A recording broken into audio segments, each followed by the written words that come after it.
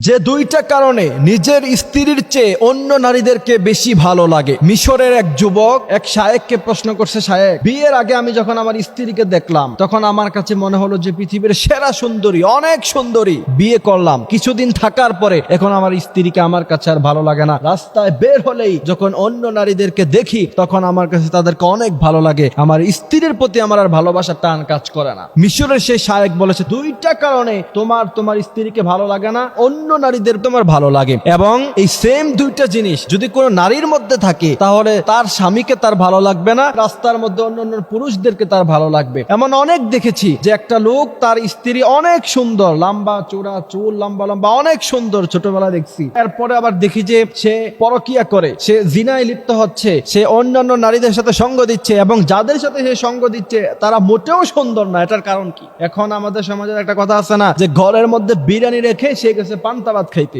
এমন অবস্থা অনেক সময় অনেক পুরুষদের মধ্যে দেখা যায়। আবার সেম কাজ নারীদের মধ্যেও দেখা যায়, যে তার স্বামী অনেক হ্যান্ডসাম, অনেক সুঠাম দেহের অধিকারী, লম্বা চোরা, কত সুন্দর চেহারা, কিন্তু তার স্বামীকে রেখে সে এমন এক ছেলের সাথে, ঘরের কাজের ছেলের সাথে সে পরকীয়ায় লিপ্ত হয়েছে। এটার কারণ কি? এটার কারণ হচ্ছে দুইটা। মিশরের শায়েখ বলছেন, সর্বপ্রথম হচ্ছে যেই সমস্ত যুবকেরা, যেই সমস্ত যুবতীরা নিজের চোখের হেফাজত করে না। আল্লাহ সুবহানাহু ওয়া তাআলা স্পষ্ট ভাষায় বলেছেন, ইয়াগদুদনা মিন আবসারিহিন্না ওয়া কুল্লিল মুমিনাতি। এই আয়াতের মধ্যে নর এবং নারী উভয় জাতকে আল্লাহ সুবহানাহু ওয়া তাআলা বলেছেন, তোমরা চক্ষুকে নিম্নগামী করো এবং তোমরা চক্ষুর হেফাজত করো। মিশরের শায়েখ বলছেন, চোখের হেফাজত যারা করতে পারে না, এদের কাছে এদের স্ত্রী ভালো লাগবে না, এদের কাছে অন্যান্য নারীদেরকে ভালো লাগবে। এটা আল্লাহ সুবহানাহু ওয়া তাআলার পক্ষ থেকে অভিশাপ। কারণ আপনার স্ত্রীকে যদি আপনার ভালো না লাগে, তাকে ধরতে ভালো লাগবে না, তার সাথে মিষ্টি কথা বলতে ভালো লাগবে না, তার জন্য শপিং করতে ভালো লাগবে না, এবং আপনি ঘরে যেতেও আপনার ভালো লাগবে না, অশান্তি থাকবে আপনার হৃদয়ে। আর অন্যান্য নারীদের যাদেরকে ভালো লাগছে তাদেরকে তো আপনি কাছেও পাবেন না, তাদের কাছে আপনি যেতেও পারবেন না। সেই জায়গা থেকে আপনার জন্য একটা অশান্তি তৈরি হবে।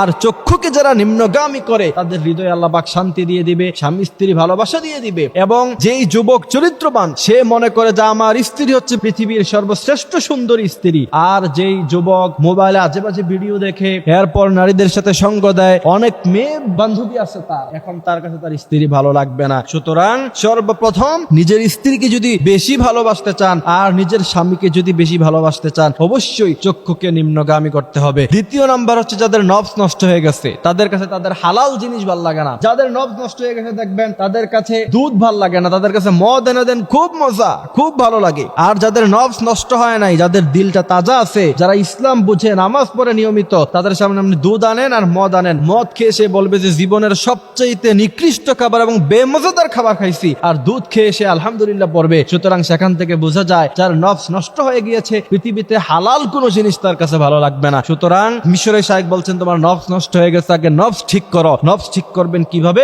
আল্লাহ সুবহানাহু ওয়া তাআলা বলছেন, জিকিরের মাধ্যমে। আলা বিযিকরিল্লাহি তাতমাইন্নুল কুলুব। যারা নিয়মিত জিকির করে তাদের হৃদয়টাকে আল্লাহ পাক তাজা রাখেন, নফসটাকে আল্লাহ পাক ভালো রাখেন, আল্লাহ পাক সেই নফসটাকে খারাপ করেন না। আর যাদের নফস নষ্ট হয়ে গিয়েছে, প্রচন্ড পরিমাণে চাহিদা করে, এদের কাছে হালাল কোন জিনিস ভালো লাগবে না। আর স্বামী স্ত্রীর ভালোবাসা, সেটা তো আল্লাহ তাআলার পক্ষ থেকে আসে, কিন্তু স্বামী স্ত্রীর বহির্ভূত যে সম্পর্ক, গার্লফ্রেন্ড বয়ফ্রেন্ড অথবা বিয়ে করার পরে যে পরকিয়া করে, এগুলি সব হচ্ছে শয়তানের পক্ষ থেকে। আর এই শয়তানের ফাঁদে একবার যে পাড়া দিয়েছে, সেখান থেকে রিটার্ন করা, ইউটার্ন করা তার জীবনে আর কোনোদিন সম্ভব হয়ে ওঠে না। খুব কম মানুষকে আমি দেখেছি পরকিয়ায় লিপ্ত হয়ে জীবনে অনেক শান্তিতে আছে, অনেক সুখে আছে, এমন কোন মানুষ আমার নজরেই কোনোদিন পড়ে নাই। সুতরাং নফসকে ঠিক রাখতে হবে, 5 ওয়াক্ত নামাজ পড়তে হবে। আল্লাহ সুবহানাহু ওয়া তাআলা আমাদেরকে এই কথাগুলি বোঝার, মানার তৌফিক দান করুক। আমিন।